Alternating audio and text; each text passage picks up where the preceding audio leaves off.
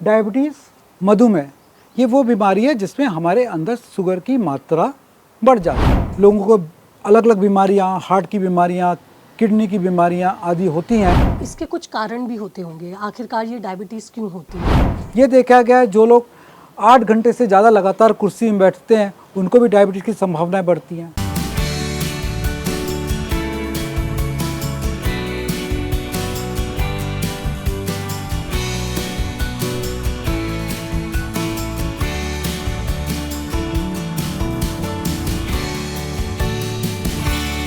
Once again welcome to our show health and style. तो आपने पहले देखा कि किस तरह से मैंने डॉक्टर साहब के साथ XBB कोविड वेरिएंट जो कि 1.16 और 1.15 चल रहा है उस पर विस्तार से बात की।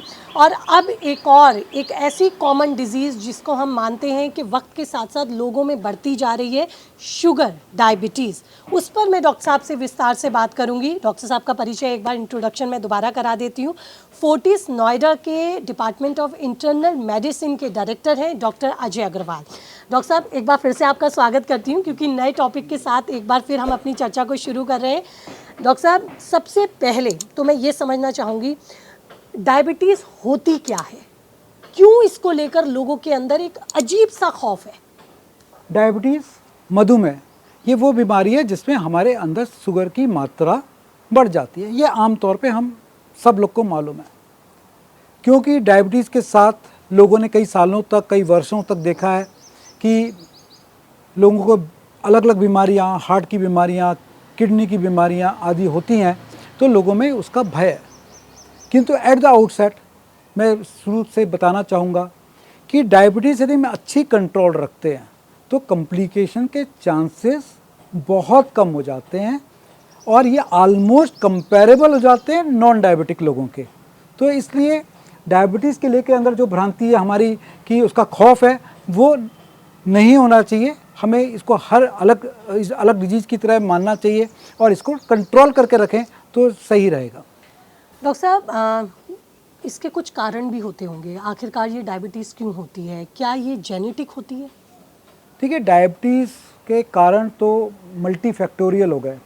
जेनेटिक्स एक पार्ट प्ले करता ही करता है, जिसमें कि यदि माँ बाप को डायबिटीज़ है तो उनके बच्चों में कुछ लोगों को, कुछ परसेंटेज लोगों को डायबिटीज़ होने की संभावनाएं बढ़ती हैं। एक तो हेरिडिटी हो गई, हमें विरासत में मिला है जीन्स। दूसरा हमारा सीडेंटरी लाइफस्टाइल, हम जो एक्सरसाइज नहीं करते, हम बैठे रहते हैं कुर्सी पे। ये देखा गया है जो लोग 8 घंटे से ज़्यादा लगातार कुर्सी में बैठते हैं उनको भी डायबिटीज़ की संभावनाएं बढ़ती हैं। तीसरा हमारी लाइफस्टाइल हो गई, हमारा खान पान हो गया। हम जैसे हमारे देश में लोग कार्बोहाइड्रेट के साथ खाते हैं, हम जैसे रोटी आलू खाते हैं, हम ज़्यादा मात्रा में कार्बोहाइड्रेट खाते हैं, चावल खाते हैं। तो यदि हमारे सीरियल्स की डाइट देखें, हमारी क्वांटिटी देखें तो बहुत ज़्यादा है, जो कि हमें ज़रूरत भी नहीं होती। इसके कारण से भी डायबिटीज़ होती है। बाकी तो और बहुत सारे कारण हैं कि जैसे कि हमारा रहना सहना कैसा रहा, हमारे देश में हम जिस एरिया में रह रहे हैं उसका वातावरण का कैसा प्रभाव रहा, इन सब का भी प्रभाव रहा है डायबिटीज़ के होने का। डॉक्टर साहब, इसमें क्या मात्रा डिसाइड होती है, यानी कि जब आप ये माने जाते हो कि आप डायबिटिक पेशेंट हो, और ये कब टेस्ट हमें करने चाहिए? कुछ लोग खाने के बाद भी करते हैं, पहले भी करते हैं, ये क्या शेड्यूलिंग होती है? देखिए, डायबिटीज़ को डायग्नोज करने के लिए जो क्राइटेरिया है, मोस्ट ऑफ द एसोसिएशन, चाहे हमारी RSSDI हो, इंडियन डायबिटिक एसोसिएशन हो, चाहे अमेरिकन डायबिटिक एसोसिएशन हो, उसमें फास्टिंग शुगर 110 मिलीग्राम पर डेसीलीटर, खाने के बाद वाली यदि 160 मिलीग्राम पर डेसीलीटर, HbA1c यदि 6.2 से ऊपर होता है डायबिटीज़, 5.8 से 6.2 HbA1c वो फिगर है जिसमें हम पिछले 3 महीने के अंदर के टेस्ट से शुगर की मात्रा चेक करते हैं। यदि वो 6.2 से ऊपर है तो डायबिटीज़, 5.8 टू 6.2 प्री डायबिटिक बोलते हैं। तो ये फिगर है। हमें कब चेक कराना चाहिए? हर प्रेग्नेंट फीमेल को चेक कराना चाहिए। हर व्यक्ति जिसकी फैमिली हिस्ट्री स्ट्रॉन्ग है डायबिटीज़ की और वो 30 साल से ऊपर है, उसे हर साल अपना चेक कराना चाहिए। तीसरा, कोई भी जो व्यक्ति स्टेरॉयड ले रहा है या कुछ इस तरह की दवाई ले रहा है जिससे शुगर बढ़ने की संभावना है, उसे भी अपनी शुगर पे नज़र रखनी चाहिए। और कुछ लोगों को अर्ली एज ग्रुप में, जैसे छोटे बच्चे हैं जिनकी फैमिली हिस्ट्री स्ट्रॉन्ग है और जिनको हमें कुछ चांस लगते हैं कि इंसुलिन डिपेंडेंट डायबिटीज़ है, उनको भी हम गाइड करते हैं जल्दी चेक कराने के लिए। डॉक्टर साहब, डायबिटीज़ की दवाइयाँ कब लेनी चाहिए और ये क्या लाइफ लॉन्ग दवाइयाँ होती हैं कि हमें ज़िंदगी भर खानी ही पड़ेंगी? और इन दवाइयों का कुछ लोगों के अंदर ये भय भी रहता है, इस एक डर है कि इससे कुछ ऑर्गन्स पे भी इम्पैक्ट पड़ता है। मैं आपके सवाल को दो भाग में लूँगा।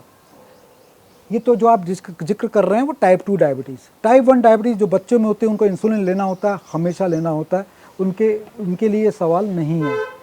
टाइप 2 डायबिटीज़, अब जो आप मुझसे पूछना चाह रहे हैं, diabetic regression number 1, number 2 continuity of the medicine कब तक लें।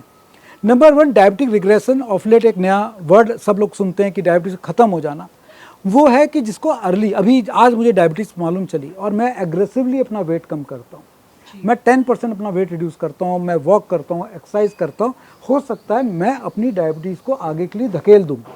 रिग्रेशन डजंट मीन कि हम क्योर कर रहे हैं। हो सकता है मुझे दवाई की आवश्यकता जो आज पड़ने वाली थी वो 3 साल बाद पड़े, 5 साल बाद पड़े, उसको हम रिग्रेशन बोलते हैं। वो भी उस पर जो इनिशियली डायबिटिक है, नॉट कि आज मैं 5 साल से दवाई खा रहा हूँ और मैं सारी दवाई छोड़ दूँ, वो नहीं है। हम एक्सरसाइज, डाइट और दवाई, ये तीनों पिलर हैं डायबिटीज़ मैनेजमेंट के लिए, तो ये तीनों ही ज़रूरी हैं। और एक बार हमें डायबिटीज़ की दवाई खानी शुरू की तो हमें लेनी होती है, ये नहीं कि मुझे दवाई की आदत पड़ जाती है। मैं अपने पेशेंट को समझाता हूँ कि जैसे मैं ये चश्मा लगा रहा हूँ, मैं चश्मा इसलिए लगा रहा हूँ, मुझे दिखाई नहीं दे रहा था तो मुझे चश्मे लगाने की ज़रूरत पड़ी। ये नहीं कि मैंने चश्मा लगा लिया तो अब मुझे दिखाई देना बंद हो गया। दवाइयों के नुकसान नहीं है, ये दवाइयाँ बहुत रिसर्च, बहुत ट्रायल्स के बाद मार्केट में आती हैं। तो ये जो कुछ व्हाट्सएप पे या कुछ ही चीज़ पे घूमता रहता है कि इन दवाई से ऐसा हो जाएगा वैसा हो जाएगा, उस पर आप विश्वास ना करें। ये जो डॉक्टर्स हैं, ये रिसर्चर्स हैं, जो लोग बैठे हुए हैं, वो आपसे ज़्यादा चिंतित हैं आपके विषय में कि आपको किसी दवाई से नुकसान नहीं हो। और किसी दवाई के जो साइड इफ़ेक्ट होते हैं, हर दवाई के होते हैं, एक पैरासीटामोल के ही बहुत साइड इफ़ेक्ट होते हैं, वो हर डॉक्टर को मालूम होता है। आपको उस दवाई से, लोगों के अंदर कई बार हाँ, ये भय रहता है, भय रहता है। कि लोग मेरे पास आते हैं, सालों से मैं दवाई खा रही मैं हूँ, दवाई खा रहा हूँ तो उससे मुझे किडनी पर प्रभाव नहीं पड़ जाएगा, मेरे लीवर में फ़र्क नहीं पड़ जाएगा। नहीं, यदि आपकी किडनी में दिक्कत आई है तो दवाइयाँ चेंज कर दी जाती हैं, जो दवाइयाँ किडनी के साथ नहीं दी जा सकती। उल्टा है, यदि मेरी शुगर कंट्रोल नहीं रहेगी तो मेरे गुर्दे पे असर करेगी, मेरे लीवर पे असर करेगी, मेरे हार्ट पे असर करेगी, मेरे हार्ट अटैक की, स्ट्रोक की, पैरालिसिस की, इन सब की संभावनाएं बढ़ जाएंगी। यदि मेरी किडनी पे दिक्कत आ जाती है तो डायलिसिस की आवश्यकता पड़ सकती है बाद में, मेरी आंखों में प्रभाव पड़ता है तो मेरी रोशनी जा सकती है। तो हमें ये समझना है कि कॉम्प्लिकेशन को रोकने के लिए हमें दवाई से नहीं परहेज करना है, हमें दवाई खानी है और शुगर को कंट्रोल रखना है, हमें डिजीज़ के ऊपर रह के चलना है। ये टाइगर की सवारी है, यदि आप उस पर चल कर चढ़ोगे तो चलते रह जाओगे, इसने गिरा दिया तो ये आपको नुकसान करेगा। सेम चीज़ डायबिटीज़ है, यदि अनकंट्रोल्ड हो गई आपकी ऑर्गन पे अफेक्ट करेगा तो ये आपके ऑर्गन को नुकसान करेगा और कई बार ये इरिवर्सिबल डैमेज करता है। यदि आपका गुर्दा खराब हो गया तो उसके बाद आप कुछ भी कर लो, आप कितना भी शुगर कंट्रोल कर लें, वो वापस ठीक नहीं होगा। डॉक्टर साहब, सिम्टम्स क्या आते हैं बॉडी में जो पता लगता है कि हाँ भाई अब आपको शुगर हो सकती है, डायबिटीज़ हो सकती है, आप चेक कराइए? कैसे सिम्टम्स होते हैं इसके? जो कॉमन सिम्टम है वो ये है कि प्यास ज़्यादा लगना, भूख ज़्यादा लगना, वज़न कम होना, कोई घाव का ना भरना, रिपीटेड इन्फेक्शंस होना, रिकरेंट यूरिन इन्फेक्शन, पेशाब में इन्फेक्शन होना, ये बड़े कॉमन से सिम्टम है। ये तो बढ़ने की बात हुई। कुछ लोगों में हम देखते हैं डॉक्टर साहब अचानक शुगर घटने भी लगती है, कम होने लगती है, क्या उसके भी कुछ सिम्टम्स आइडेंटिफाई होते हैं? ये जो हाइपोग्लाइसीमिया, शुगर का कम होना, ये आम तौर पर जो डायबिटिक पेशेंट्स हैं उनमें देखा जाता है। ये जब दवाई खा रहे होते हैं, कई बार दवाई की मात्रा ज़्यादा होने से, कई बार हम खाना नहीं खाते हैं उसके बाद भी दवाई लेते हैं उसके कारण, कई बार शरीर में इन्फेक्शन होने के कारण भी अचानक शुगर कम हो सकती है।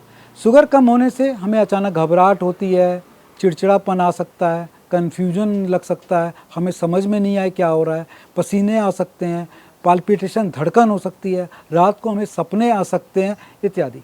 ये हमारे सिम्टम है शुगर कम होने के। ऐसे में आप अपनी दवाई रोकें, ग्लूकोज पी लें, चीनी घोल कर पी लें, कोई मीठा खा लें और अपने डॉक्टर को बता दें और अपनी दवाई उस वक्त रोक लें।